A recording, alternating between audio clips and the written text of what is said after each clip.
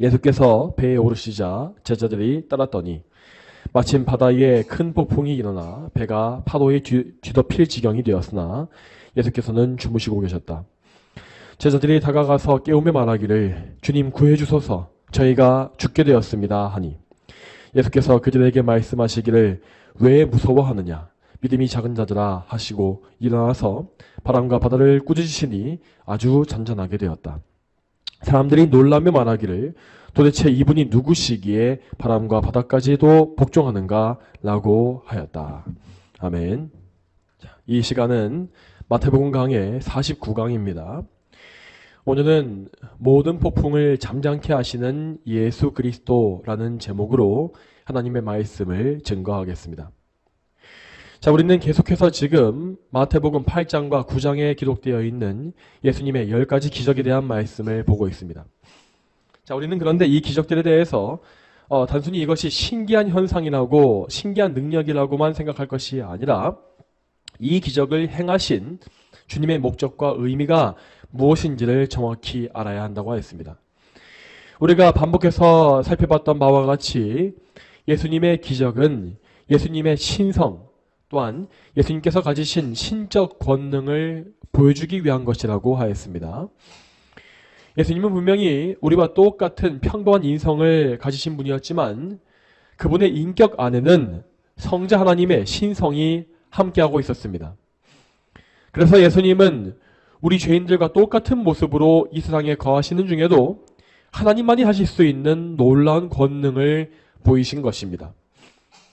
그리고 여기에서 좀 더 깊이 나아가서 우리는 예수님의 이 권능이 미치는 범위가 어디까지인지를 또한 확인해 볼 수 있습니다.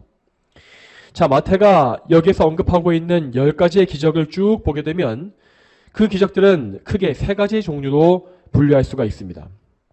첫 번째로 예수님은 여러 가지 육체의 질병을 치유하시는 기적을 행하셨습니다. 그리고 두 번째 종류로 그분은 악령을 내쫓으시는 축귀의 기적을 역시 행하셨죠. 또 세 번째 분류로 예수님은 이 세상의 자연물들을 복종케 하시는 기적 역시 일으키셨습니다. 이 세 번째 자연물에 대한 기적이 바로 오늘 우리가 살펴보고 있는 이 본문의 기적입니다. 자, 이와 같이 예수님은 사람에 대해서도 신적 권능을 행하실 수 있었고 또한 보이지 않는 어둠의 권세에 속한 마귀에 대해서도 권능을 행하셨습니다. 그리고 그분은 이 세상의 자연 만물, 인격체가 아닌 그런 자연 만물에 대해서도 놀라운 능력을 행하신 바 있었습니다. 하늘과 땅에 속한 모든 것은 그것이 눈에 보이는 것이든지 보이지 않는 것이든지 모두가 다 예수 그리스도께 복종해야만 합니다. 왜냐하면 그리스도께서는 온 세상을 창조하시고 통치하시는 하나님이시기 때문이죠. 자, 이와 같이 마태는 자연스럽게 이렇게 모든 3대 영역에 대한 기적을 다 기록함으로써 예수님의 권능이 이 세상 만물, 정말 모든 것을 다 통치하신다라고 하는 사실을 우리에게 명확히 보여준 것입니다. 자, 그러므로 우리는 이 말씀을 통하여 예수님께서 우리의 하나님이시요 우리의 왕이심을 인정하고 그분께 우리의 삶을 온전히 맡겨야 합니다.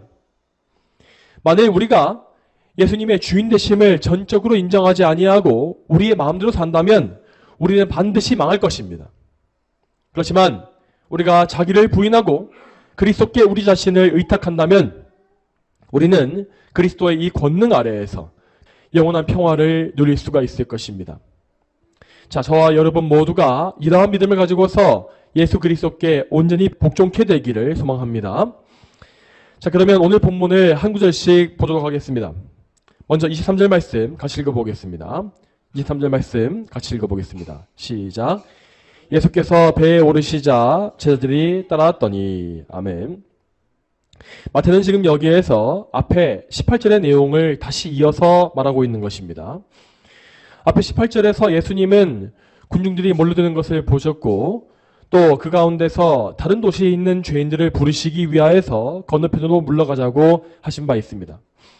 그런데 그 이야기는 예수님께 찾아왔던 두 사람에 의해서 잠시 멈추게 되었었죠. 그 두 사람은 모두 예수님을 따르겠다고 하였지만 그들은 예수님에 대해서 잘못된 생각을 가지고 있었습니다. 첫 번째 사람은 예수님을 따르는 것이 이 세상의 영광을 가져온다고 생각하였고, 두 번째 사람은 사람을 섬기기 위해서 예수님 섬기는 일을 뒤로 미루는 실수를 범했습니다. 그래서 예수님은 그들에게 예수님을 따를 때에 반드시 뭔가를 포기해야 하고 또한 희생을 치러야 한다라는 사실을 말씀하신 것입니다. 예수님을 따라가는 사람은 이 세상의 보화를 얻는 것이 아니라 오히려 버려야 하고 또한 삶 가운데에서 많은 고난을 통과해야 합니다. 실제로 예수님은 머리 둘 곳조차 없을 정도로 고난의 삶을 사신 분이었다고 나와 있습니다. 또한 예수님을 따르기 위해서 우리는 때때로 우리의 중요한 인간관계까지 희생해야 할 때가 있습니다. 그분을 따른 사람은 부모와 자식보다 더 예수님을 사랑해야 하기 때문입니다. 자, 이때에 이러한 예수님의 말씀을 들은 이 당사자들은 그 이후에 어떻게 행동했는지가 성경에 나와 있지 않습니다. 다만 우리가 알 수 있는 것은 오늘 본문에서 예수님을 따른 제자들이 있었다라는 사실입니다. 자, 비록 그들은 연약하고 부족했지만 하나님은 그들에게 작은 믿음을 주셨고, 그래서 그들은 희생을 감수하고서라도 예수님을 따르고자 하는 그 마음을 품게 되었던 것입니다. 자, 이처럼 예수님의 제자들은 예수님을 따르기 위하여서 고난과 어려움과 희생을 감수하겠다라는 각오를 가지고 있었습니다. 하지만 그들의 믿음은 곧장 크나큰 시험에 부딪히게 되었죠. 자, 이에 대해서 24절을 보겠습니다. 24절 말씀 같이 읽겠습니다. 자, 시작. 마침 바다에 큰 폭풍이 일어나 배가 파도에 뒤덮일 지경이 되었으나 예수께서는 주무시고 계셨다. 아멘. 우리가 아는 바와 같이 예수님의 제자들 중에 다수는 갈릴리 호수에서 어부로 일했던 사람들이었습니다. 그래서 그들은 갈릴리 호수를 손바닥 보듯이 잘 알고 있었고 어느 정도의 바람과 파도는 너끈히 이겨낼 능력이 있었죠. 이때 그들은 갈릴리 호수 북쪽에 있는 가버나움에서 출발하여서 호수 동쪽에 있는 가다라 지방으로 가는 길이었습니다. 이 거리는 길어봤자 10에서 12km 정도였기 때문에 정상적으로 노를 저어 간다면 2-3시간 만에 충분히 도달할 수 있는 거리였다고 합니다. 그런데 이날따라 이 제자들은 이전까지 겪어보지 못했던 심각한 폭풍을 맞이하게 되었습니다. 물론 이 갈릴리 호수의 폭풍은 큰 바다에서 일어나는 것에 비하면 그리 대단한 것이라고 할 수가 없습니다. 그렇지만 그들이 타고 있었던 이 배는 고작해야 몇 명만 탈 수 있었던 수준의 작은 고깃배였기 때문에 그들은 큰 폭풍을 이겨내는 것이 어려웠던 것입니다. 하지만 이때에 예수님은 폭풍에 전혀 개의치 아니하시고 편히 주무셨다라고 되어 있습니다. 여러분, 참고로 예수님께서 주무셨다라고 하는 이 말씀은 복음서 전체에서 여기에만 나와 있는 말씀입니다. 여러분, 예수님은 우리와 같이 게으름 때문에 잠에 취해 있거나 시간을 낭비하는 일이 전혀 없었습니다. 오히려 예수님은 기도할 시간을 얻기 위하여서 밤을 지새워 기도하시거나 아니면 새벽 일찍 일어나서 기도하실 때가 많았지요. 이렇게 예수님은 낮에는 바쁘게 사역을 소화하시고 밤과 새벽에는 깨어 기도하는 일을 계속 반복했습니다. 그래서 그분은 이렇게 적당한 시간을 얻었을 때마다 잠을 보충하셔야 했던 것입니다. 여기서 우리는 예수님께서 가지셨던 인성의 연약함을 알 수 있습니다. 물론 그분은 항상 성령님의 무한한 능력을 덧입으심으로 성령 충만한 삶을 사셨지만 그렇다고 해서 육신의 연약함이 사라진 것은 절대 아니었습니다. 예수님은 우리와 똑같이 피곤하시고 배고프셨으며 춥고 덥고 몸이 아픈 이 모든 것을 다 겪으셨습니다. 참으로 예수님은 우리의 이 무거운 인생의 짐을 담당하시기 위하여 우리와 똑같은 인생이 인간이 되시고 인생을 사신 것입니다. 또한 더불어서 예수님께서 잠을 청하신 이 상황은 이 제자들의 믿음을 시험할 수 있는 기회가 되기도 하였습니다. 그들은 나름의 각오를 다지면서 예수님의 길을 따라온 것이지만 그 즉시 그들의 믿음은 시험대 위에 올려졌습니다. 그들은 앞에서 예수님께서 말씀하신 바 그대로 머리 뚫고 조차 없는 힘겨운 상황에 곧바로 부딪힌 것입니다. 계속 이어서 25절을 보겠습니다. 25절 말씀 같이 읽겠습니다. 자, 시작. 제자들이 다가가서 깨우며 말하기를 주님 구해주소서 저희가 죽게 되었습니다 하니. 아멘. 이때 제자들은 폭풍 때문에 혼란에 빠져서 어찌할 바를 모르고 있었습니다. 그들의 믿음은 연약했고 이제도 폭풍 때문에 죽는 것은 아닌가 하는 두려움에 갇히고 만 것입니다. 하지만 그런 중에도 그들에게는 여전히 그리스도 예수님에 대한 작은 믿음이 남아 있었습니다. 이때 하나님은 그들의 믿음이 완전히 사라지지 않게끔 계속해서 그들의 영혼을 붙잡아 주신 것입니다. 그래서 제자들은 예수님께 달려가서 자신을 구원해 달라고 부르짖게 되었습니다. 그들은 예수님을 깨우면서 말하기를 주님 구해주셔서 저희가 죽게 되었습니다 라고 하였다고 했습니다. 자, 이 말에는 그들의 두려움과 절박함이 그대로 드러나 있습니다. 그들은 자기의 상황을 과장해서 말한 것이 아니었고 정말로 생명의 소망이 끊어진 가운데에서 주님을 찾은 것입니다. 그래서 그들은 지금 목숨을 구걸하듯이 절박하고 진지한 기도를 드리고 있는 것이죠.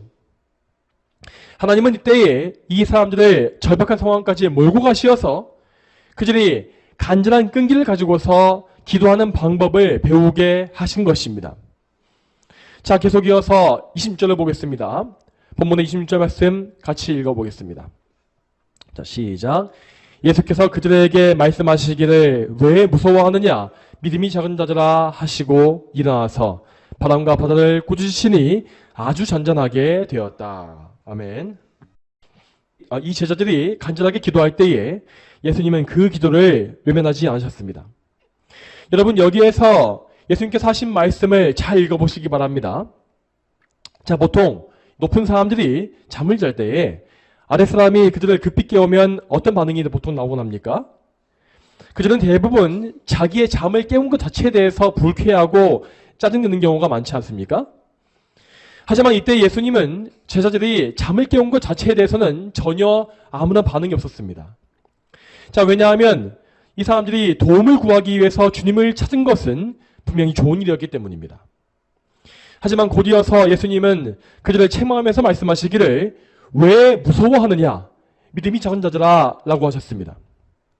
즉 예수님은 그들이 적은 믿음으로 인하여서 두려움에 빠진 것을 책망하신 것입니다. 여러분, 여기에서 우리는 예수님께서 우리에게 원하시는 것과 또 싫어하시는 것이 무엇인지를 알아야겠습니다. 여러분, 예수님은 우리가 그분을 찾고 도움을 구할 때에 우리를 기뻐하시며 기꺼이 맞이해 주시는 분입니다. 우리는 예수님께 나아갈 때에 염치가 없다라는 생각을 하지 말아야겠습니다. 심지어 아주 사소하고 작은 문제에 부딪힐 때조차도 우리는 그 문제에 대해서도 예수님께 의존하고 나의 무능함을 고백하며 나를 인도해 주시기를 구하는 것이 맞습니다. 예수님은 그렇게 우리가 그분께 정말 모든 일에 대해서 전적으로 의지하는 것을 기뻐하십니다. 자, 그렇다고 한다면 우리는 반대로 예수님께서 싫어하시는 것이 무엇인지도 알 수 있을 것입니다. 예수님은 우리가 그분을 신뢰하지 못하고 믿음이 무너지며 두려워하는 것을 싫어하십니다. 왜 그렇겠습니까? 왜냐하면 우리가 두려워한다라고 하는 것은 그리스도를 믿을 만한 분으로서 여기지 않는 것과 같기 때문입니다. 이러한 의심은 예수님을 존귀하게 대하는 것이 아니며 그분께서 우리를 위해서 치르신 십자가의 고난과 희생을 무가치한 것으로 여기는 것과 같습니다. 여러분, 우리 예수님은 우리를 구원하시기 위해서 정말로 당신의 모든 것을 다 주신 분이십니다. 그분은 당신의 피값으로 우리를 사셔서 당신의 소유로 타셨다라고 하였습니다. 그러므로 예수 그리스도께서는 마땅히 우리에게 영광과 찬송과 신뢰를 받으셔야만 합니다. 여러분께서 예수님께 영광을 돌리고 싶으시다면 한 가지 방법이 있습니다. 그 방법은 곧 그분을 전적으로 신뢰하는 것입니다. 이 사실을 믿으시고 정말 여러분에게 모든 의심과 두려움이 없어지게 해달라고 기도하시기 바랍니다. 또한 사랑하는 여러분, 이 참된 믿음을 소유하시기 위해서 여러분은 오늘도 예수 그리스도를 바라보시고 그분을 또 아셔야 합니다. 오늘 말씀에서 우리는 예수님을 바라보되 그분께서 인성적으로 그분의 인성에 가지셨던 완전한 믿음이 무엇인지를 바라봐야 할 것입니다. 반복해서 말씀드리는 것이지만 예수님은 정말로 우리와 똑같은 인성을 소유하셨습니다. 그렇지만 예수님은 그 연약한 인성 가운데서도 하나님을 정말로 100% 완전하게 신뢰하신 것입니다. 그 증거로서 예수님은 오늘 본문에서 사나운 폭풍을 전혀 무서워하지 않으신 것을 볼 수 있습니다. 여러분, 이 두려움이란 것은 인간의 본성에 있는 것이기 때문에 자연스럽게 나올 수밖에 없는 것입니다. 인간이 어떻게 할 수가 없는 상황에 대해서 우리 인간들은 이 본성적인 두려움이 생겨날 수밖에 없죠. 또한 당연히 예수님의 인성에도 두려움이라고 하는 감정은 포함되어 있었습니다. 실제로 예수님은 겟세마네 동산에서 기도하실 때에 유일하게 그 두려움을 말씀하신 바 있지 않았습니까? 그런데 그때 그것은 불신앙의 두려움이 아니라 하나님과 단절되는 것에 대해서 가지신 영적 염려에 더 가까웠습니다. 여러분, 예수님은 우리를 대신해서 죄인이 받는 저주와 심판을 당하셔야 했기 때문에 그분의 인성이 사람이 하나님과 끊어져야만 했습니다. 그래서 예수님은 그 사실에 대해서 깊은 슬픔과 고통과 두려움을 토로하신 것입니다. 하지만 오늘 본문에서 예수님은 이 사나운 풍랑을 보실 때에는 정말 일만의 두려움도 없으신 것을 볼 수 있습니다. 우리는 이러한 것을 단순히 그분이 하나님이시니까 당연한 것이다 라고 판단해서 안 될 것입니다. 예수님의 인성은 우리와 똑같이 연약하셨으며 힘겨운 사역을 감당하시기 위해서 항상 성령님의 능력을 필요로 했습니다. 그분은 무한한 신성과 유한한 인성을 동시에 가지신 분이었기 때문입니다. 그러므로 우리는 예수님께서 인성의 측면에서 소유하신 이 믿음이 무엇인지를 반드시 알아야 합니다. 그분은 평생에 하나님 아버지께 받으신 바 사명을 붙잡으셨고 당신께서 이 땅에 보냄받으신 이유를 기억하셨습니다. 여러분, 예수님은 이 땅에 사시는 동안에 반드시 아버지께서 맡기신 모든 사명을 다 이뤄내셔야 했습니다. 그 사명은 죄인의 구속을 완성하는 것으로서 예수님께서 우리의 죄를 짊어지고 대속의 죽음을 당하시기 전까지는 절대 끝나는 것이 아니었습니다. 예수님은 그 사실을 분명히 아셨기 때문에 그 사명을 완수하기 전까지 아무도 그분을 해치거나 죽일 수 없음을 아신 것입니다. 그래서 예수님은 이 땅에서 삶의 모든 것을 아버지께 완전히 의탁하신 상태에서 모든 사명을 감당하셨습니다. 예수님을 이 땅에 보내신 분은 아버지 하나님이셨고 구속의 사역을 그분께 맡기신 분도 아버지셨습니다. 그러므로 예수님은 이 신실하신 하나님께서 아버지께서 그분의 모든 삶을 책임지실 것을 믿음으로써 정말 삶의 전부를 아버지께 맡기실 수 있었던 것입니다. 여러분, 이렇게 예수님은 완전한 믿음을 통하여서 하나님 아버지를 크게 심히 기쁘시게 했다고 하였습니다. 그러므로 우리는 예수님과 같이 하나님을 기쁘시게 하기 위해서 예수님과의 연합을 평생에 사모해야 하는 것입니다. 여러분, 예수님과 같은 이러한 믿음을 소유하는 것, 참되고 굳센 믿음을 가지는 것은 절대 우리의 이 결단과 의지로서 가능한 일이 아닙니다. 우리는 성령님을 통하여서 예수님의 인격의 연합함을 통해서만 그분의 성품을 닮을 수가 있고 그분과 같은 온전한 믿음을 소유할 수가 있는 것입니다. 계속해서 본문의 내용을 보겠습니다. 예수님은 이 제자들의 적은 믿음을 책망하셨지만 그 책망 이후에는 그들의 기도에 응답해 주셨습니다. 예수님은 일어나서 바람과 바다를 꾸짖으셨고 그 한마디의 책망으로써 폭풍과 파도를 잠잠케 하신 것입니다. 자, 여러분, 여기서 예수님이 얼마나 자비로우신 분이신지를 잘 보시기 바랍니다. 예수님은 제자들의 연약한 믿음을 도와주시기 위하여서 그들에게 믿음을 가르치시고 그들의 믿음을 붙잡으시기 위하여서 이 기적을 행해 주신 것입니다. 제자들은 예수님을 창조주요 통치자이신 하나님으로 믿어야 했습니다. 그래서 예수님은 당신께서 자연 만물을 복종케 하시는 하나님이심을 똑똑히 보여주시기 위하여서 이 능력을 행하시고 당신의 신성을 계시해 주신 것입니다. 이제 본문의 마지막 절인 27절을 같이 보겠습니다. 27절 말씀 같이 읽어보겠습니다. 자, 시작. 사람들이 놀라며 말하기를 도대체 이분이 누구시기에 바람과 바다까지도 복종하는가 라고 하였다. 아멘. 이 기적을 보았을 이 당시에 이 제자들은 아직 예수님께서 누구신지를 정확히 잘 몰랐습니다. 그들은 예수님의 말씀대로 믿음이 작은 영적 어린 나이에 불과했기 때문입니다. 하지만 그들은 계속해서 하나님의 은혜 안에서 믿음이 자라갔고 나중에는 교회사에서 가장 위대한 믿음의 일꾼들로 세워지게 되었습니다. 여러분, 이와 같이 하나님은 우리 모두의 아버지로서 우리를 기르시고 양육하시고 가르치시는 분이십니다. 그러므로 지금 당장 우리가 비록 어린아이와 같이 연약하고 믿음이 작을지라도 우리는 여기에 낙심치 말고 우리의 하늘아버지를 신뢰하며 의지하는 것입니다. 자, 성도 여러분, 오늘 우리는 이 마태복음의 말씀을 통하여서 폭풍을 잠잠케 하시는 예수님의 능력을 보았습니다. 자, 우리가 이 말씀을 바르게 들었다고 한다면 이제 우리는 우리 자신의 믿음에 대하여서 점검하며 회개할 수 있어야 하겠습니다. 자, 여러분, 오늘 말씀에서 우리는 폭풍을 만난 제자들이 급박하게 기도하는 모습을 보지 않았습니까? 그들은 믿음이 약했기 때문에 영적으로 깨어있지 못했고 그래서 갑작스럽게 어려움이 닥쳐왔을 때에 이렇게 두려움과 혼란에 빠지고 만 것입니다. 이 사람들의 이러한 모습은 우리에게도 있는 나쁜 습관과 매우 유사합니다. 우리는 오늘 말씀에 나와 있는 바와 같이 폭풍 같은 상황에 처해야만, 그 상황에 닥쳐야만 기도하는 나쁜 습성이 있지 않습니까? 우리는 평상시에 아무 일이 없을 때에는 기도를 게을리하고 우리의 경험과 지식에 따라서 모든 일을 하기를 좋아합니다.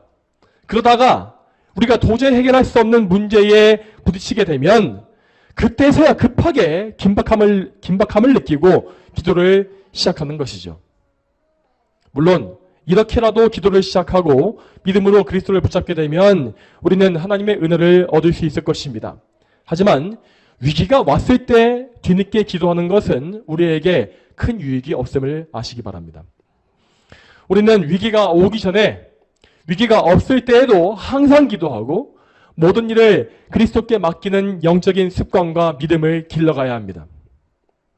여러분, 우리는 항상 언제나 기도로 그리스도의 능력을 덧입고 나의 능력이 아니라 그리스도의 능력으로 살기를 힘써야 합니다. 이것이 바로 우리가 평상시에 해나가야 하는 믿음의 훈련입니다.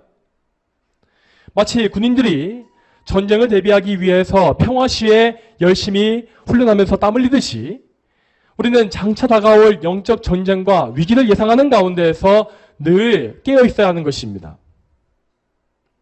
여러분, 그런데 우리가 이렇게 계속 기도의 삶을 살다 보면 때로는 예수님께서 우리 기도를 듣지 않으시는 것과 같이 느껴질 때가 있습니다. 마치 예수님께서 주무시고 계시는 것과 같이 마치 벽에다 대고 기도하는 것 같은 느낌을 받는 그런 때가 있는 것입니다. 하지만 그런 상황에서도 여전히 우리 예수님은 우리의 기도를 듣고 계십니다. 그분은 지금 항상 깨어 계셔서 보혜사이신 성령님을 통하여서 우리의 기도를 듣고 계신 것입니다.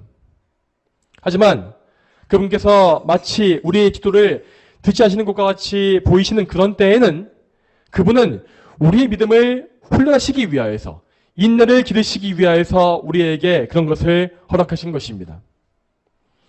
예수님께서 우리를 인내하게 하실 때에 우리는 점점 더 애가 타면서 더 간절하고 절박하게 그분을 붙잡게 될 것입니다. 그리고 이렇게 간절한 기도를 해봐야만, 이러한 기도를 경험해봐야만 우리는 예수님께만 전적으로 의지하고 매달리는 것이 무엇인지를 배울 수가 있습니다. 바로 이러한 기도의 간절함과 절박함을 가르치시기 위하여서 예수님은 우리에게 답답한 인내 시간을 주실 때가 있는 것입니다. 또한 성도 여러분, 여러분 항상 그리스도의 공로에만 의지하는 믿음을 소유하셔야 합니다. 여러분 자신에게는 하나님께 도움받을 만한 근거나 이유가 조금도 없습니다. 그러나 우리 예수님께는 하나님께서 인정하시는 받으실 만한 무한한 공로가 넘쳐 흐르고 있습니다. 그러므로 우리는 우리의 구원자이신 예수님을 굳게 믿고서 예수님의 공로를 근거로 하여서 하나님께 기도하는 것을 항상 힘써야겠습니다. 여러분, 그러므로 하나님께 나아가실 때에, 기도하실 때에는 항상 다른 것이 아니라 예수 그리스도의 공로를 말씀하시면서 그 공로를 근거로 하여서 말씀하시는 것을 연습하시기 바랍니다. 여러분이 비록 오늘 하루에 계명을 많이 어겼고 죄에 빠졌을지라도 여러분은 그 죄 때문에 답답해하거나 억눌리거나 기도를 포기하시면 안 됩니다. 죄에 억눌려서 예수님을 의지하지 않는 것, 이것은 결국 그리스도를 신뢰하지 않는 것이기 때문입니다. 여러분, 반대로 여러분께서 제 아무리 거룩하고 경건할지라도 여러분은 여러분 자신의 순종으로서 의를 이룰 수가 없고 여러분의 힘으로써 하나님을 만족시킬 수가 없습니다. 그러므로 여러분은 항상 예수 그리스도께서 이루어내신 공로에만 의지하여서 여러분 자신을 하나님께 의탁해야 합니다. 하나님, 오늘도 저는 또다시 넘어졌고 또다시 하나님의 계명을 어겼습니다. 하나님을 기쁘시게 해줘도 모자란데 저는 오늘도 성령님을 또 근심하시게 하고 불쾌하시게 했습니다. 그러나 저는 다시금 예수 그리스도께 의지하여서 은혜를 구합니다. 예수님은 저의 이런 많은 죄를 사하시기 위해서 보혈을 흘리셨고 저에게 또한 의를 주시기 위하여서 아버지께 복종하셨습니다. 그러므로 저는 저를 위하여서 이 공로를 이루어내신 예수님을 믿습니다. 아버지께서 저의 중보자이신 예수 그리스도를 보심으로써 저를 받아주시고 불쌍히 여기실 것을 저는 믿습니다. 이러한 기도를 날마다 하셔야 한다는 것입니다. 여러분께서 이렇게 그리스도께만 의지하는 이러한 영적 훈련을 계속해 나가신다면 여러분은 정말로 그리스도를 전적으로 신뢰하는 믿음으로써 점점 더 나아갈 수 있을 것입니다. 여러분, 그리고 그리스도만 신뢰하는 이 믿음은 지금 우리가 살고 있는 이 시대에 더더욱 절실히 필요한 것입니다. 우리가 살고 있는 지금 이 세상은 점점 더 심각한 영적 폭풍으로 들어가고 있는 중에 있습니다. 다시 말씀드리지만 우리는 지금 현재 우리에게 주어진 이 평안한 날을 선용하여서 우리의 믿음을 훈련하고 더 견고하게 세울 수 있어야 합니다. 그래야만 우리는 앞으로 우리가 예상하지 못한 때에 갑자기 위기가 닥칠 때에도 그 전투 속에서 우리 안에서 그리스도의 능력이 드러나는 것을 볼 수 있을 것이기 때문입니다. 여러분, 우리 성도들은 그리스도와 연합한 사람들이기 때문에 우리 안에서 반드시 그리스도의 능력이 드러나야만 합니다. 오늘 말씀에서 보았던 바와 같이 예수님은 사나운 폭풍을 잠잠케 하시는 전능하신 하나님이십니다. 우리는 이 사실을 믿고 그 전능하신 능력이 우리를 통하여 드러날 수 있도록 예수 그리스도 안에 항상 거해야 합니다. 앞으로 분명히 이 세상과 마귀는 폭풍과 같이 교회와 성도들을 집어삼키려고 시도할 것입니다. 그렇다면 우리는 그 어려운 때에 어떤 믿음을 소유해야 하겠습니까? 우리는 그때에도 우리의 구원이 하나님께 있음을 믿어야 하겠고 또한 우리가 살고 죽는 문제가 오직 하나님의 예정하심과 작정에 달려 있음을 신뢰할 것입니다. 우리가 예수님과 같이 하나님께 받은 소명에 따라서 산다면 우리는 결단코 박해와 죽음을 겁내지 않을 것입니다. 자, 왜 그렇습니까? 왜냐하면 하나님께서 우리에게 주신 사명이 남아있는 한 우리는 죽지 않을 것이기 때문이죠. 하지만 만일 하나님께서 우리의 생명을 거두신다 할지라도 우리는 그것에 대해서 두려워할 필요가 전혀 없습니다. 왜냐하면 우리의 육신이 죽는다는 것은 이 땅에서 우리의 사명이 끝난 것을 의미하는 것이고 그러면 하나님은 우리의 영혼을 낙원으로 평안히 인도하실 것이기 때문입니다. 이러한 믿음, 이러한 삶의 자세는 우리 주 예수님에게서 가장 선명하게 드러난 바 있습니다. 예수님은 당신을 죽이려고 하는 자들의 위협이 있을 때에도 전혀 그 앞에서 무서워하지 않으셨습니다. 왜냐하면 예수님은 그분의 때가 아직 이르지 않았다는 것을 아셨기 때문이라고 하셨습니다. 여러분, 그 말은 곧 그분께서 십자가에 달려 죽으실 때가, 목숨을 내어주실 때가 아직 이르지 않았음을 의미합니다. 이처럼 예수님은 하나님께서 주신 소명에 충실하셨고 오직 하나님의 뜻에 자기의 생명을 내어 맡기신 것을 알 수가 있습니다. 자, 물론 우리가 가지고 있는 소명의식은 아무리 그것이 확고하다 할지라도 예수님의 수준에는 이를 수가 없을 것입니다.